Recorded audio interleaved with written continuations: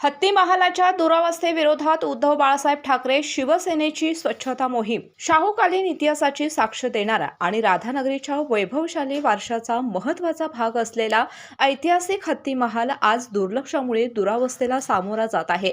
या ऐतिहासिक वास्तूच्या संवर्धनाचा प्रश्न ऐरणीवर आणण्यासाठी उद्धव बाळासाहेब ठाकरे शिवसेनेच्या वतीनं शिवसेना प्रमुख हिंदू हृदय सम्राट बाळासाहेब ठाकरे यांच्या जन्मशताब्दी वर्षानिमित्त हत्ती महाल परिसरात स्वच्छता मोहीम राबवण्यात आली। हत्ती महाल परिसरातील वाढलेली झाडे झुडपे, गवत आणि कचरा हटवून परिसर स्वच्छ करण्यात आला। या मोहिमेमध्ये शिवसेनेचे जिल्हा प्रमुख प्राध्यापक सुनील शिंत्रे यांच्या नेतृत्वाखाली तालुक्यातील पदाधिकारी आणि शिवसैनिकांनी सहभाग घेतला होता।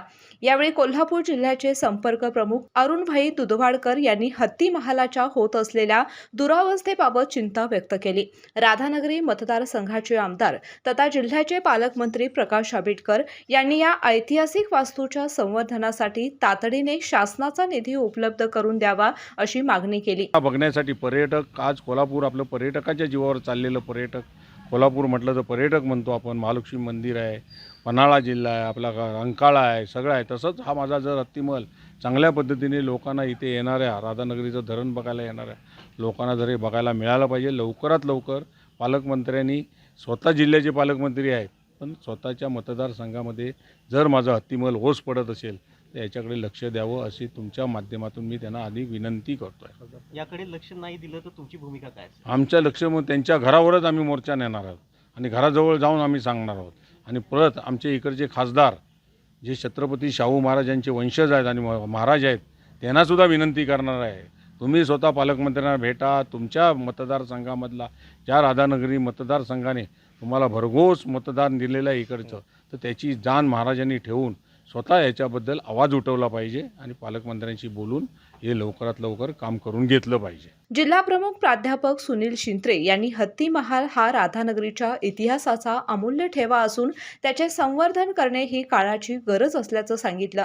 तसेच पुढील पिढीला इतिहासाची ओळख व्हावी आणि हा वारसा टिकून राहावा यासाठी लोकप्रतिनिधी व प्रशासनाने गांभीर्याने लक्ष देणं आवश्यक असल्याचं त्यांनी स्पष्ट केलं। या स्वच्छता मोहिमेत उत्तम शेटके, रवींद्र पाटील, विक्रम पाटील, दीपक तेली, रणजित काशीद, जमीर तहसीलदार, अमर डोंगळे, विमल पाटील, दीपाली कानकेकर, अरुण खामकर यांच्यासह शिवसेनेचे पदाधिकारी व शिवसैनिक मोठ्या संख्येने उपस्थित होते। केके न्यूजसाठी राधानगरीहून मिलिंद कांबळे। बाळ, फ्रीजमधून श्रीखंड काढ ना। आम्ही पूर्वी घरीच बनवायचो श्रीखंड, त्याची चवच वेगळी होती। आता काय सगळं रेडीमेड। आजी, हे श्रीखंड खाऊन बघ। आज तुझ्या आईनं घरीच बनवलं की काय? हे आहे गोकुळचं श्रीखंड। अगदी जिभेवर रेंगाळणार। जिभेवरच नाही तर मनावरही रेंगाळणार। गोकुळ श्रीखंड, मनावर रेंगाळणार।